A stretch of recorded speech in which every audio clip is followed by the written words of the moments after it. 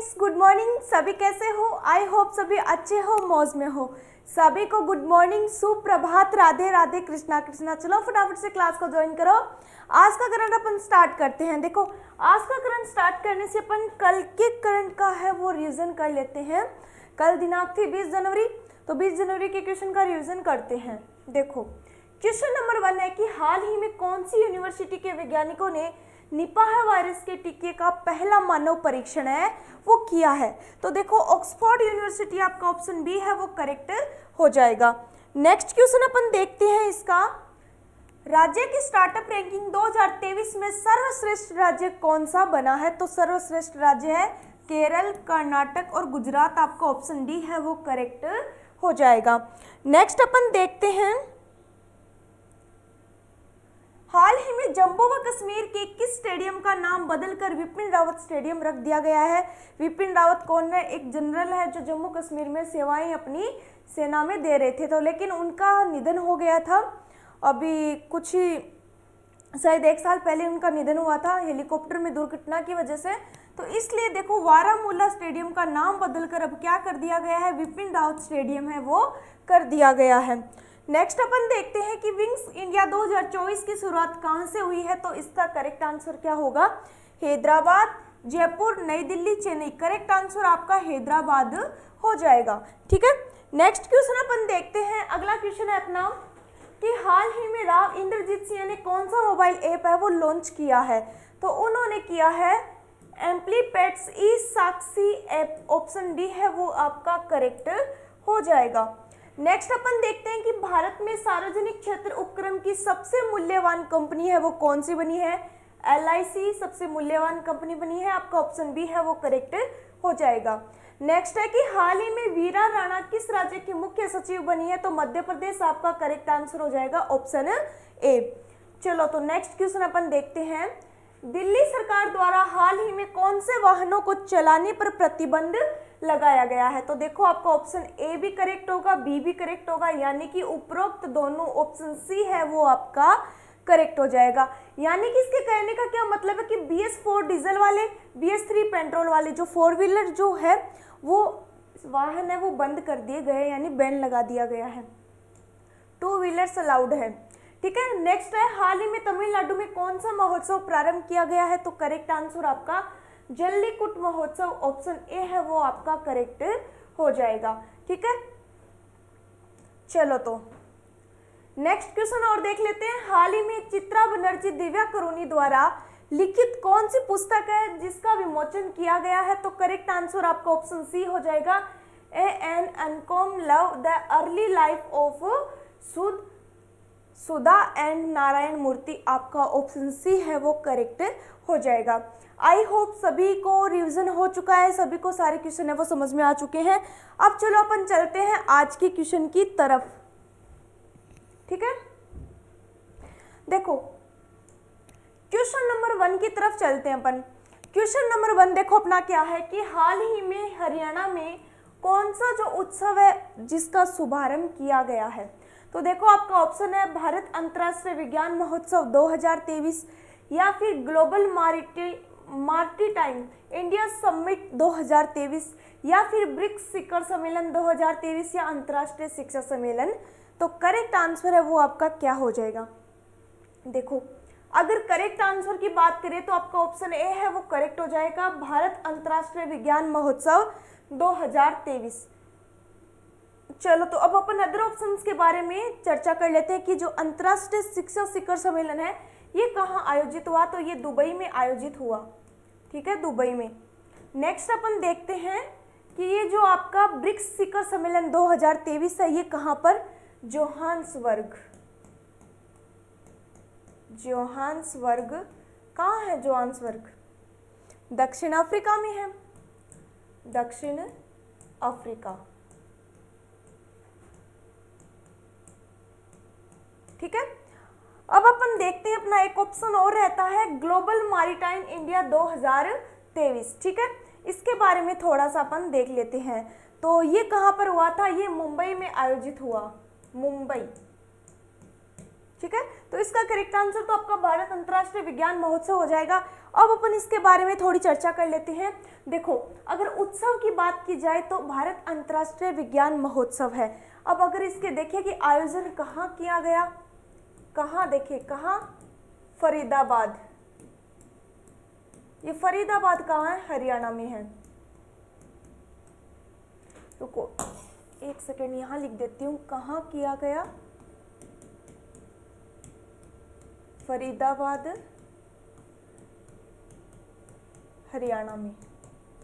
ठीक है, अब अपन देख लेते हैं कि देखो ये तो अपन देखते हैं इसका क्या किया गया, कहां पर किया गया। अब आयोजन डेट देख लेते हैं, आयोजन कब किया गया। 17 से 20 जनवरी 2024 तक इसका आयोजन है, यानी कल तक इसका आयोजन था। और संस्करण की अगर बात करें कि संस्करण है ये कौन सा है, संस्करण, तो ये 9वां संस्करण है। ठीक है, और अब इसकी अपन थीम की बात कर लेते हैं कि इसकी थीम है वो क्या रही थी। थीम,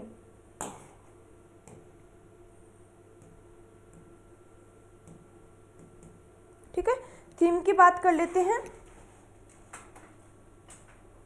देखो इसकी थीम थी science and technology and technology, science and technology public और आउटरीच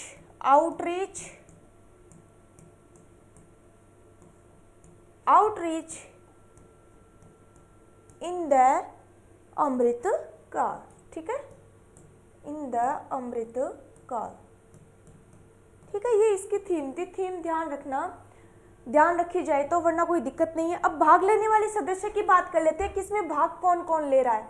भाग लेने वाले तो देखो इस बार देखो भाग लेने के लिए 22 देश है इसमें शामिल होंगे। 22 देश तो इसमें शामिल है। अब अपन अगर देशों की बात करें कौन से देश हैं, चलो देशों की भी बात कर लेते हैं।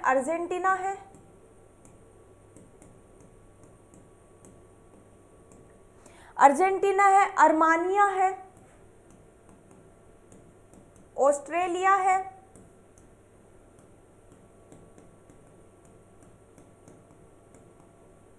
ठीक है, ऑस्ट्रेलिया है, और कौन हो सकता है, कंबोडिया, फ्रांस, और एक और कौन सा देश है, जर्मनी। ठीक है, जर्मनी। ठीक है, ये कुछ देशों के नाम बताए हैं। टोटल 22 देश इसमें भाग लेंगे। और अगर अपन इस सम्मेलन की शुरुआत की बात करें कि ये शुरुआत कब से हुआ, तो देखो इसकी शुरुआत की गई थी 2015 से। शुरुआत हुई थी इसकी 2015 से इस सम्मेलन की शुरुआत की गई। ठीक है, सभी को समझ में आ गया, सारी व्याख्या आपको बता दी है। तो ये अपना महोत्सव था भारत अंतर्राष्ट्रीय विज्ञान महोत्सव, इसका संस्करण वगैरह सब कुछ आपको अच्छे से बता दिया है। चलो तो अब अपन नेक्स्ट क्वेश्चन की तरफ चलते हैं। अपना नेक्स्ट क्वेश्चन है, हाल ही में आईसीसी दिसंबर 2023 के लिए ICC player of the month किसे घोषित किया गया है। तो देखो आपका ऑप्शन है विराट कोहली व एशले गार्डन, या पैट कमिंस व दीप्ति शर्मा, या फिर आपका तीसरा ऑप्शन है प्रीत कौर व मोहम्मद रिजवान, या हैरी ब्रूक व एशले गार्डनर। तो देखो अगर अपन बात करें इसके करेक्ट आंसर की, तो करेक्ट आंसर देखो इसका ऑप्शन बी है, वो आपका करेक्ट हो जाएगा। कि जो अभी कौन प्लेयर ऑफ द मंथ कौन बने हैं, पैट कमिंस व दीप्ति शर्मा बने हैं। देखो अब देखो अपन अलग अलग की बात करते हैं। अगर अपन बात करें पैट कमिंस की, तो देखो ये कहां से है, ये ऑस्ट्रेलिया से है, और इन्होंने कौन सा अवार्ड जीता है, इन्होंने जीता है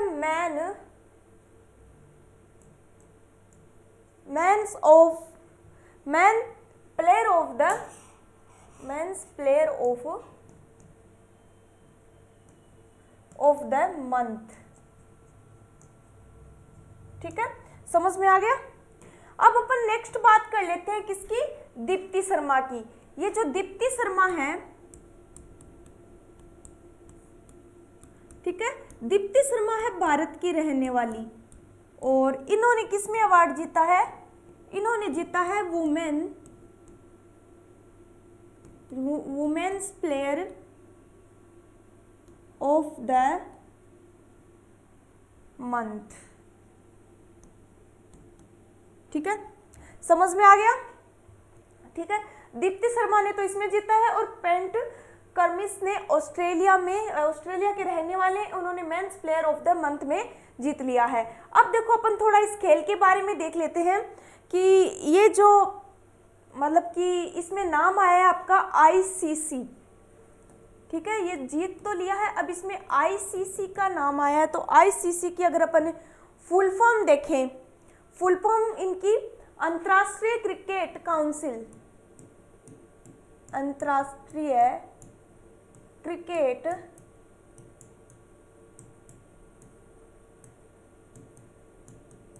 काउंसिल। ठीक है, इसकी स्थापना की अपन बात कर लेते हैं कि इसकी स्थापना कब की गई, स्थापना कब की गई थी इसकी, 1909 में इसकी स्थापना की गई। और इसकी अगर अपन मुख्यालय की बात करें कि इसका मुख्यालय है वो कहाँ है, दुबई में है, मुख्यालय दुबई। दुबई कहाँ है, यूएई में, यूएई। ठीक है, और इसके अब किसकी बात करें, अब अपन बात कर लेते हैं सीईओ की, कि इसके सीईओ है वो कौन है, जोर्फ अलाडिस, जोर्फ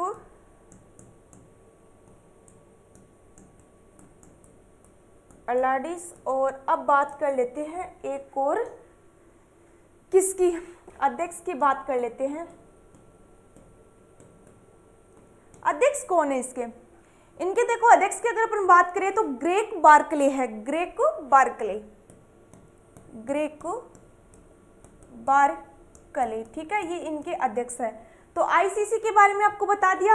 अब देखो एक चीज और भी ध्यान रखना, देखो क्या चीज है, ये चीज ध्यान रखना कि देखो पुरुषों के लिए तो, पुरुषों और महिलाओं दोनों के लिए player, ICC player of the month का जो अवार्ड है वो किसके द्वारा, आईसीसी के द्वारा कब प्रारंभ किया गया, जनवरी 2021 में।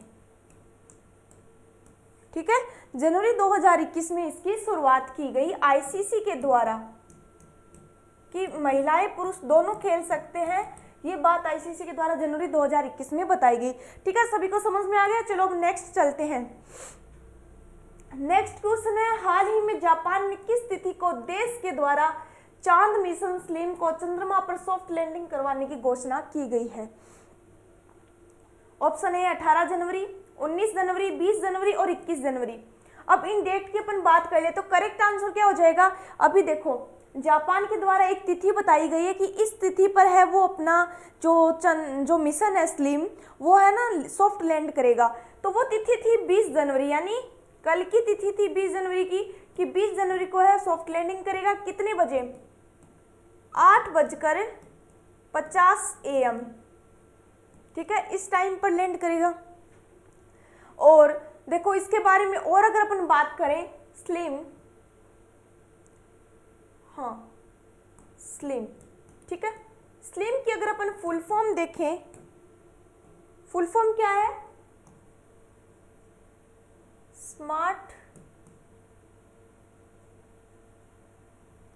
Smart lander for investigation moon, lander for investigation moon. ठीक है, ये स्लिम की है फुल फॉर्म है। चलो और इसके बारे में डिस्कशन कर लेते हैं। देखो अब अपन बात करते हैं कि अपना मिशन कौन सा था। मिशन की अगर बात की जाए, मिशन था चांद मिशन स्लिम।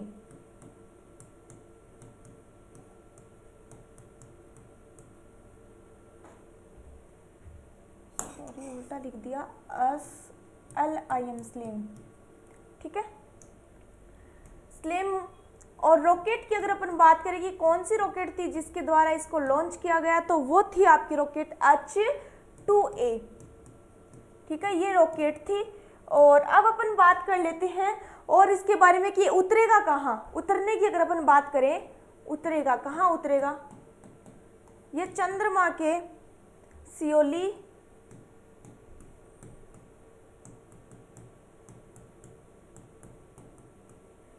क्रेटर है, वहां पर ये उतरेगा, सियोली क्रेटर, ठीक है, यहां पर उतरेगा। और इसके बारे में डिस्कशन कर लेते हैं अपन। और अगर इसकी बात की जाए कि ये जापान की कौन सी एजेंसी है जिसके द्वारा ये लॉन्च किया गया है, जापान की स्पेस एजेंसी की अगर बात करें, स्पेस एजेंसी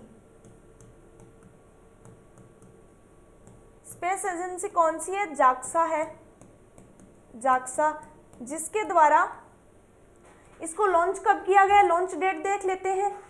इसको लॉन्च किया गया 7 सितंबर 2023 में। यानी कि इस मिशन की अपन बात करें कि इस मिशन ने कितना टाइम लिया है, इस मिशन ने 4 महीने लिए हैं। बल्कि अपने जो इसरो ने चंद्रमा पे जो मतलब कि रोबोट को उतारा था, यानी जिस लैंडर को उतारा था, तो उस टाइम अपना मिशन कितने दिनों में कंप्लीट हुआ था, अपना मिशन हुआ था 40 दिनों में कंप्लीट। इनका जो समय था, समय लिया गया है इनके द्वारा 4 महीने, ठीक है। और अपना जो इसरो का जो मिशन था ना, इसरो, वो आपका 40 दिनों में कंप्लीट हो गया था। लेकिन उसके लिए तो ऐसे कहा था कि इसरो ने 40 दिन ले लिए, यानी ज़्यादा बताया जा रहा था। बल्कि अब देखो जापान का, देखो जापान ने 4 महीने लिए हैं। अब जब इसकी सॉफ्ट लैंडिंग हो जाएगी, है ना, तो ये देखो ये 5वां देश बन जाएगा। कौन सा, ये 5वां देश बन जाएगा, 5वां देश ये जापान चंद्रमा पर लैंडिंग करवाने वाला। और चौथा देश कौन सा है, भारत है, ठीक है।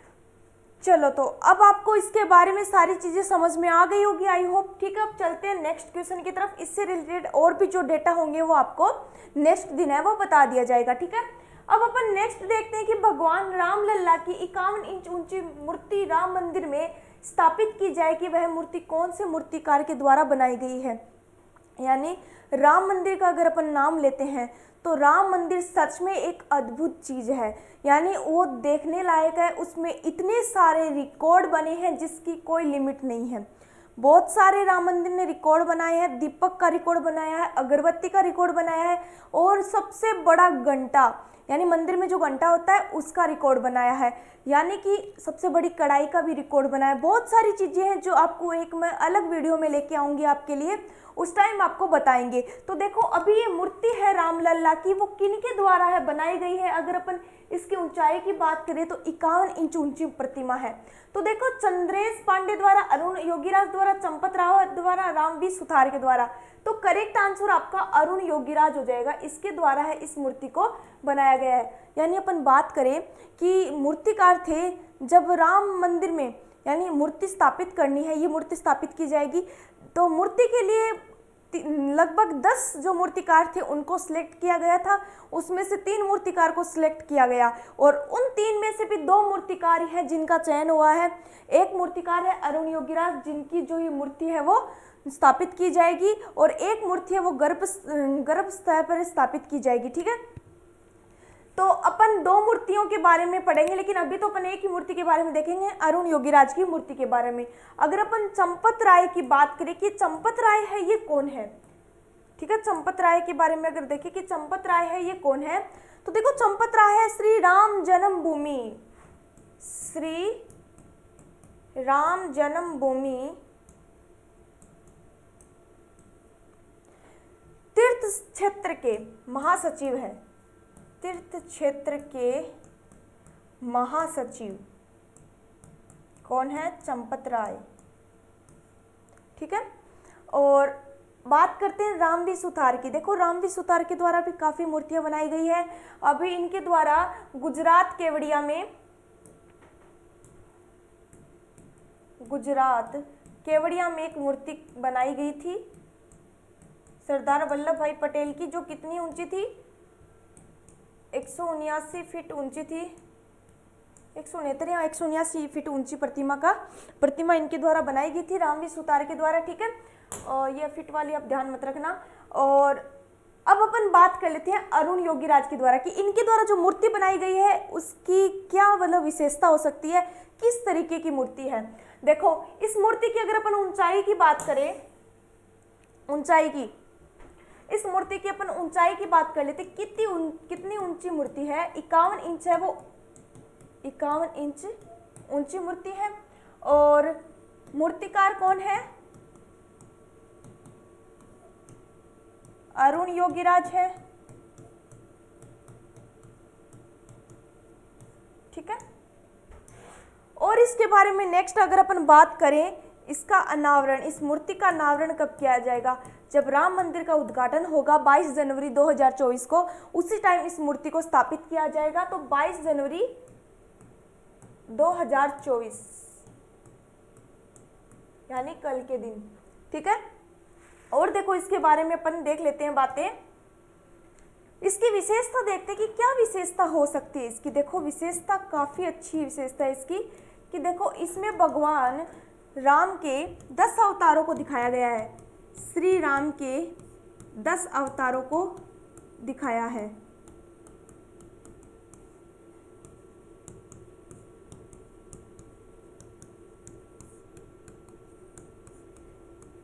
ठीक है, इसके साथ ही अपन बात कर लेते हैं कि देखो इसमें एक चीज और है कि सिंगल पत्थर से, एकल पत्थर के द्वारा ये बनाई गई है, एकल पत्थर, एकल शिलालेख के द्वारा ये मूर्ति है वो आपकी बनाई गई है, एकल पत्थर द्वारा बनाई गई है।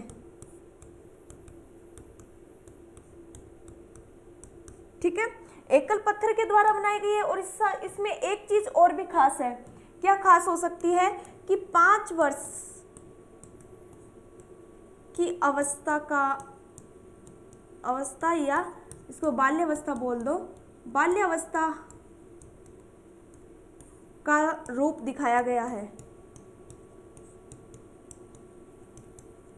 और इसमें देखो एक और चीज है दिखाया गया है, देखो जब भगवान के 10 अवतारों को जहां विवरण किया गया है तो उस 10 अवतारों में जैसे कि मान लो ये मूर्ति है, ठीक है, इस तरीके से प्रतिमा है, तो देखो इसमें बीच में तो भगवान श्री राम की प्रतिमा है, तो इस साइड जो इस तरीके से जो है इसमें भगवान 10 अवतारों को दर्शाया गया है, इसमें 10 अवतार है, जिनमें से यहाँ जो अवतार है वहाँ हनुमान का अवतार है, यहाँ पर हनुमान की प्रतिमा लगाई गई है। और इस दूसरी साइड है वो आपकी गरुड़ की प्रतिमा लगाई गई है।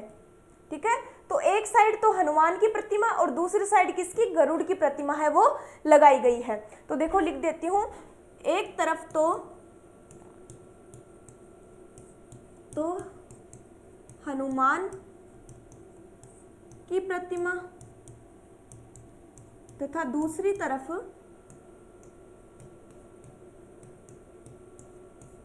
गरुड़ की प्रतिमा। ठीक है, ये चीज ध्यान रखना। चलो तो अब अपन नेक्स्ट चलते हैं, ये आपका क्लियर हो चुका है। नेक्स्ट क्वेश्चन देखो अपना क्या है, आईसीआईसी बैंक द्वारा हाल ही में कौन सा ऐप है वो लॉन्च किया गया है। ऐप की अगर अपन बात करें, money to India Canada, Sagar Setu, G20 India, बासिनी। तो देखो इसका करेक्ट आंसर आपका ऑप्शन ए हो जाएगा, मनी टू इंडिया कनाडा। ठीक है, ये ऐप है आईसीआईसी बैंक के द्वारा लॉन्च किया गया है। अगर अपन बात करें सागर सेतु की, कि ये जो सागर सेतु है आपका, ये सागर सेतु है, इसका अनावरण किसके द्वारा किया गया, तो देखो ये केंद्रीय मंत्री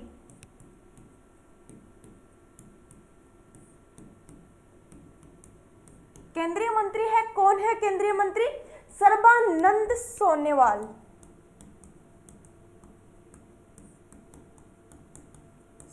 ठीक है, इनके द्वारा इस ऐप का है वो अनावरण किया गया, मतलब ऐप लॉन्च किया गया था। और सागर सेतु के माध्यम से जो सागर का जो व्यापार है ये इसमें मतलब बताया गया है, सागर से रिलेटेड जितने भी जो व्यापार वगैरह है इस ऐप के अंतर्गत आते हैं। अब अपन बात कर लेते हैं G20 इंडिया की। ये जो ऐप है वो क्यों लॉन्च किया गया, तो ये G20 शिखर के लिए, G20 जो शिखर सम्मेलन था, शिखर सम्मेलन की तैयारी के लिए।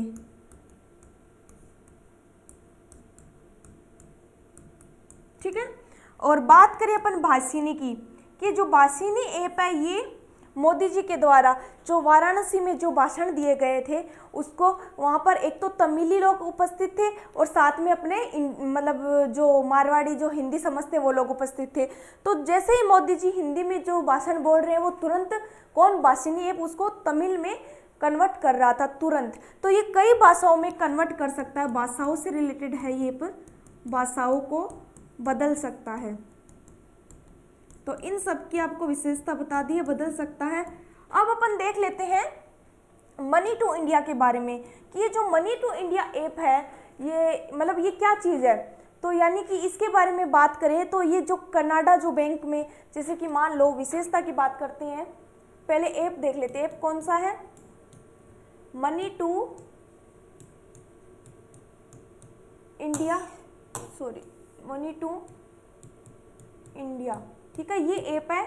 और ये बात करें अपन कि लॉन्च किसके द्वारा किया गया है, तो लॉन्च किया गया है ये आईसी बैंक के द्वारा, ठीक है। तो इसकी विशेषता क्या हो सकती है, विशेषता की अपन बात कर लेते हैं, ठीक है। देखो इसकी विशेषता यह है कि विशेषता देखते हैं कि देखो कनाडाई बैंक से भारत में 24 या 7 धन है वो भेजे जा सकते हैं कि कनाडाई बैंक से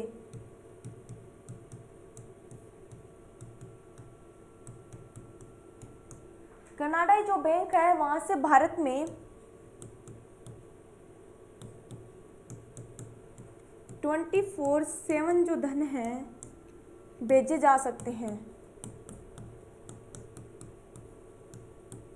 और देखो इसमें एक चीज और है कि आपको कोई भी है इसमें मतलब ऐप आईसीआईसी बैंक खाते का होना जरूरी नहीं है इसमें कि इसमें आईसीआईसी बैंक खाता होना जरूरी नहीं है, होना आवश्यक नहीं है, ठीक है। ये विशेषता भी है, किसी भी बैंक के द्वारा कर सकते हैं। और अगर इसके पेमेंट की बात की जाए कितना पेमेंट कर सकते हैं, पेमेंट अगर देखें तो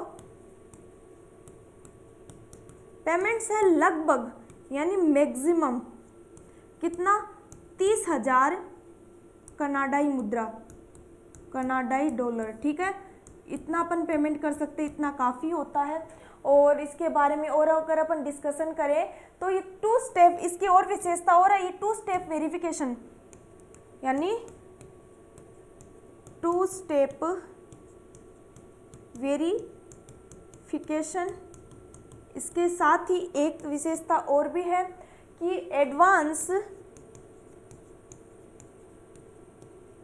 सिक्योरिटी सुविधा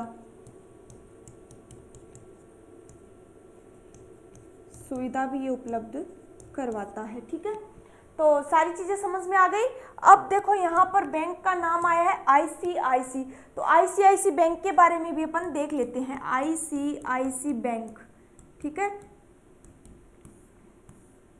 इसकी अगर स्थापना देखिए कि स्थापना कब की गई, तो 1904 में इसकी 1994 में इसकी स्थापना की गई। कहाँ की गई यानी इसका मुख्यालय कहाँ है, मुख्यालय की अगर बात करें मुंबई में इसका मुख्यालय है, ठीक है। और इसके सीईओ कौन है, संदीप बख्शी इसके सीईओ हैं, सीईओ संदीप बख्शी,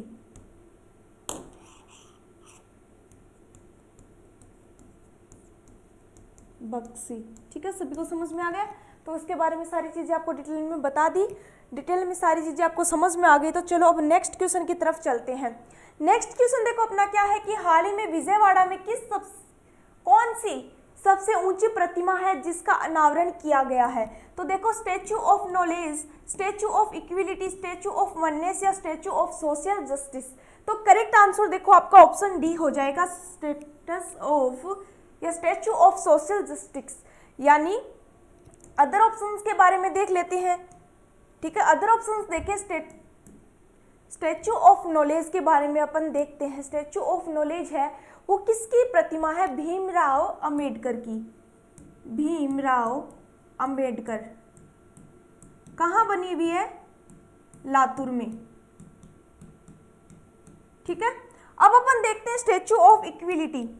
ये जो स्टैचू ऑफ इक्विलिटी है ये किसकी प्रतिमा है? तो ये रामानुजाचार्य की है, रामानुजाचार्य। कहाँ? हैदराबाद में। और एक और है, उसका अपन बात कर लेते हैं। एक और रह गई स्टैचू ऑफ वननेस। ये स्टैचू ऑफ वननेस किसके? आद्य गुरु शंकराचार्य। और ये कहाँ पर है आद्य गुरु शंकराचार्य की? ओंकेश्वर, मध्य प्रदेश, ओंकेश्वर एमपी। ठीक है, इन सभी के बारे में समझ में आ गया। चलो अब अपन बात करते हैं स्टैचू ऑफ जस्टिस की। देखो इसको अपन, और ये इसको जैसे इंग्लिश नेम है स्टैचू ऑफ सोशल जस्टिस, इसको हिंदी में किसकी प्रतिमा है? अगर हिंदी में बात करें तो भीमराव अंबेडकर जी की है।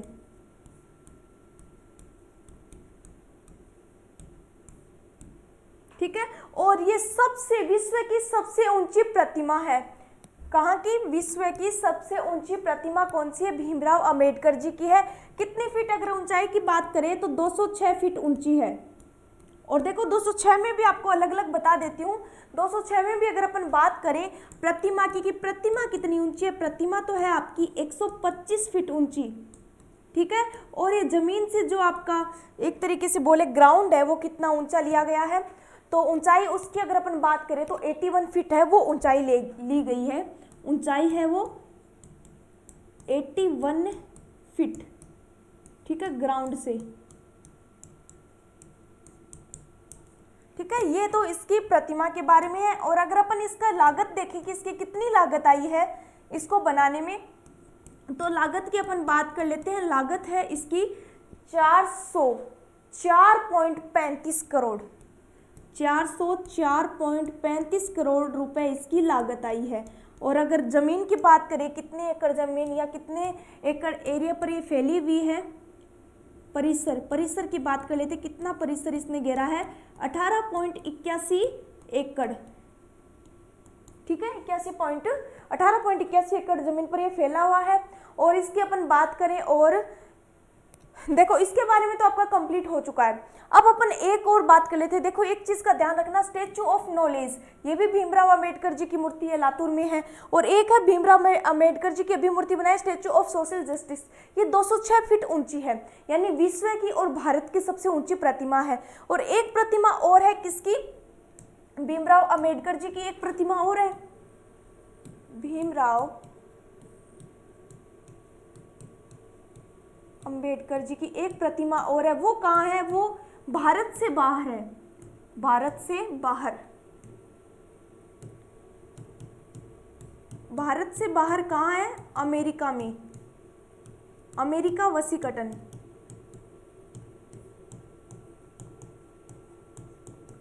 ठीक है, अमेरिका वाशिंगटन में ये प्रतिमा है। अगर इसकी अपन ऊंचाई की बात करें कि इसकी ऊंचाई कितनी है इस प्रतिमा की, तो इस प्रतिमा की ऊंचाई देखो आपकी रखी गई है, ऊंचाई है इसकी 19 फीट ऊंची, 19 फीट। ठीक है, और इसका नाम क्या है? इसका नाम भी यही है, statue of equality, statue of equality इसका नाम है। और इसके मूर्तिकार की बात कर लेते कि मूर्तिकार कौन थे इसके? भाई मूर्तिकार थे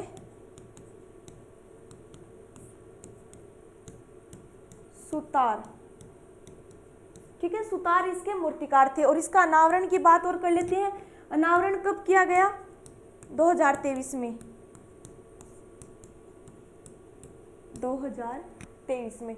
ठीक है, समझ में आ गया ना। एक तो स्टैचू ऑफ इक्विलिटी है जो रामानुजाचार्य हैदराबाद में है, एक ये प्रतिमा है जो अमेरिका से मतलब भारत से बाहर अमेरिका वाशिंगटन में है, इसका नाम भी स्टैचू ऑफ इक्विलिटी है। कंफ्यूज मत हो जाना। ठीक है, आप सभी को मेरे हिसाब से ये क्वेश्चन अच्छे से समझ में आ गया। तो चलो नेक्स्ट क्वेश्चन पे अपन चलते हैं। नेक्स्ट देखो अपना क्या है कि हाल ही में किस राज्य में पक्के पाका हॉर्नबिल महोत्सव का आयोजन हुआ है? तो देखो आपका ऑप्शन ए है अरुणाचल प्रदेश, सिक्किम, नागालैंड, आंध्र प्रदेश। करेक्ट आंसर आपका अरुणाचल प्रदेश हो जाएगा। देखो अरुणाचल प्रदेश में अभी पक्के पाका हॉर्नबिल जो महोत्सव है इसका आयोजन किया गया है। अगर इसके आयोजन डेट की बात करें, कब आयोजन किया गया? उत्सव तो है, उत्सव की बात कर लेते हैं पहले तो। पक्के पागा हॉर्नेबल, ठीक है, ये तो है उत्सव। और कब कब की अगर अपन बात करें, कब किया गया आयोजन, ये किया गया है 18 से 20 जनवरी 2024, ठीक है। और ये इसको क्या किया गया, इसमें राज्य जो इसको राज्य महोत्सव घोषित कर दिया गया है, राज्य महोत्सव घोषित, ठीक है। और इसके साथ ही अगर इसकी अदर विशेषताओं की अपन बात करें, विशेषताएं क्या हैं,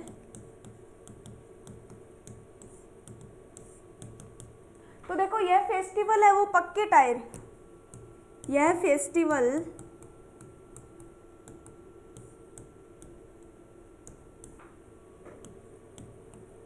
पक्के टाइगर रिजर्व के भीतर, पक्के टाइगर रिजर्व के भीतर वन्य जीव संरक्षण,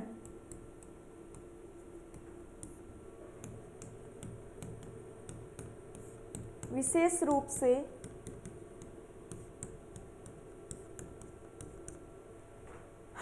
हॉर्नबिल्स पर जोर दिया गया है,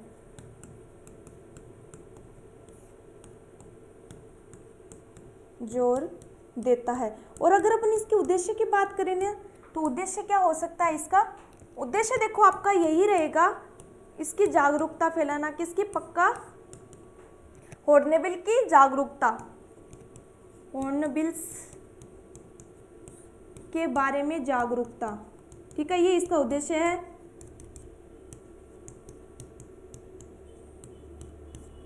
ठीक है, और देखो इसमें 4 प्रजातियों का घर बताया गया है, हॉर्नबिल्स में 4 प्रजातियों का घर, 4 प्रजातियों का घर, ठीक है, ये चीज भी आप ध्यान रखना, ठीक है। चलो नेक्स्ट क्वेश्चन की तरफ अपन चलते हैं। नेक्स्ट क्वेश्चन देखो अपना क्या है, और उससे पहले देखो अपन अदर जो अपने महोत्सव है वो देख लेते हैं। 2023 के जो अन्य महोत्सव है, लेवेंडर महोत्सव जम्मू और कश्मीर में है, ताज महोत्सव है आगरा में आयोजित हुआ, मोनलम चेना महोत्सव लेह लद्दाख में आयोजित हुआ, और अर्बन क्लाइमेट फिल्म महोत्सव कोलकाता में आयोजित हुआ, खजुराहो नृत्य महोत्सव है वो खजुराहो एमपी में हुआ, ठीक है। देखो नेक्स्ट क्वेश्चन अपन देखते हैं कि हाल ही में एसएसबी सशस्त्र सेना बल का महानिदेशक किसे नियुक्त किया गया है, तो आपका ऑप्शन है दलजीत सिंह, नीना सिंह, संजीव खन्ना, शीलवर्धन सिंह, तो करेक्ट आंसर इसका क्या हो जाएगा, करेक्ट आंसर आपका इसका होगा दलजीत सिंह है, ऑप्शन ए है वो आपका करेक्ट होगा। अदर ऑप्शंस देख लेते हैं कि ये जो नीना सिंह है ये सीआईएसएफ के महानिदेशक, सीआईएसएफ के महानिदेशक, ठीक है।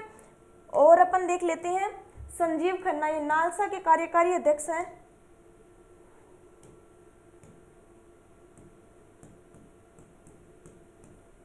के कार्यकारी अध्यक्ष।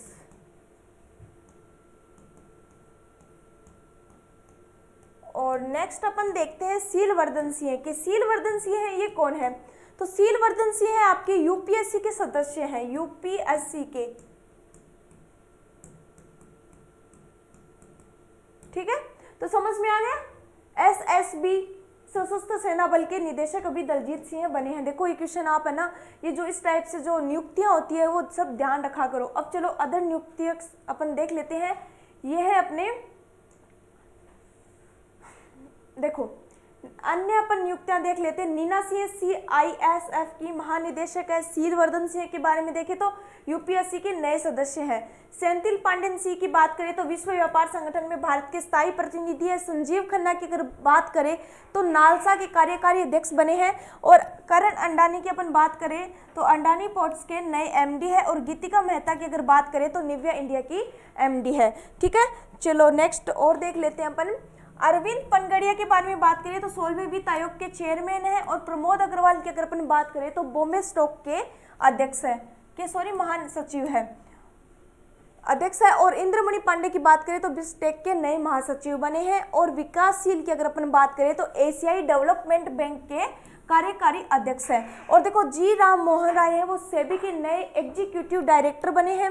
और अरुणा नायर है वो रेलवे बोर्ड की सचिव बनी है। रघुराम अय्यर है वो भारतीय ओलंपिक संघ के सीईओ बने हैं। और रितेश पाई फोन पे के अंतर्राष्ट्रीय भुगतान प्रभाग के सीईओ है। और वीरा राणा मध्य प्रदेश की मुख्य सचिव बनी है। ठीक है, नेक्स्ट क्वेश्चन अपन देखते हैं। हाल ही में फोर्ब्स की एक सूची में दुनिया की सबसे मजबूत मुद्रा किसे बताया गया है? तो आपका ऑप्शन ए है यूएस डॉलर, बिटकॉइन, कुवैती दिनार या रियाल। करेक्ट आंसर देखो आपका क्या होगा, कुवैती दिनार। ऑप्शन सी है वो आपका करेक्ट हो जाएगा। अगर अपन कुवैती दिनार की बात करें कि अपनी जो इंडिया करेंसी है वो कितनी है, इंडिया करेंसी, तो देखो इंडिया करेंसी 270 रुपये है। एक कुवैत दिनार बराबर 270 रुपये। सबसे मजबूत है ये मुद्रा बनी है। ठीक है, चलो तो नेक्स्ट अपन देख लेते हैं। हाल ही में शिक्षा मंत्रालय के द्वारा जारी एक सूचना में किस आयु वर्ग से छोटे बच्चों का कोचिंग संस्थान में प्रवेश है वो वर्जित कर दिया गया है?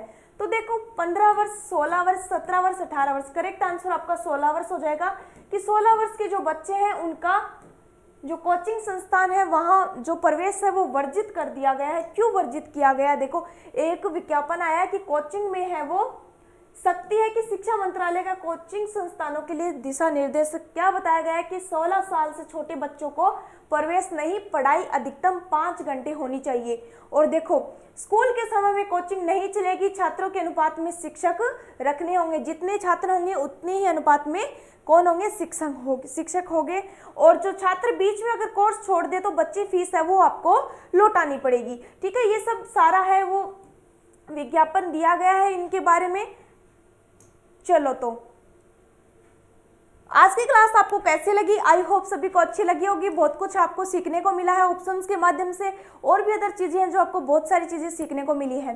तो फ्रेंड्स अगर आपको क्लास अच्छी लगी है तो क्लास को शेयर कर दीजिए, इसको लाइक कर दीजिए और भी बच्चों के साथ बच्चों को जोड़िए। ठीक है, आप सभी को धन्यवाद और थोड़ा सहयोग कीजिए, क्लास थोड़ी अपनी आगे चले, थोड़ा अपन आगे बढ़े। ठीक है, और भी देखो आपको बता दिया जाए अपन जो क्वेश्चन लेके आते हैं एग्जाम की दृष्टि से सारे क्वेश्चन इंपॉर्टेंट होते हैं, एक बार जरूर पढ़ा करो। ठीक है इसको। और अगर आप पीडीएफ फाइल अपनी देखना चाहते हो तो पीडीएफ फाइल देखो आपको टेलीग्राम अपना चैनल है जीडी कैंपस, डेली आपको टेलीग्राम चैनल पे मिलती है। अगर आप चाहते हो कि आपको पैनल फाइल मिले, जो अपन पैनल पे लिखते हैं वो फाइल आपको चाहिए, तो इसके लिए आपको अपना ऐप है गुरुकुल धाम ऐप, गुरुकुल धाम ऐप। ठीक है, इसको इंस्टॉल करना पड़ेगा और इसको इंस्टॉल करने के बाद आपको सारी चीज़ें फ्री मिलेगी करंट से रिलेटेड, यानी कि करंट की जो जितने भी जो टेस्ट सीरीज होंगे वो भी आपको फ्री दी जाएगी।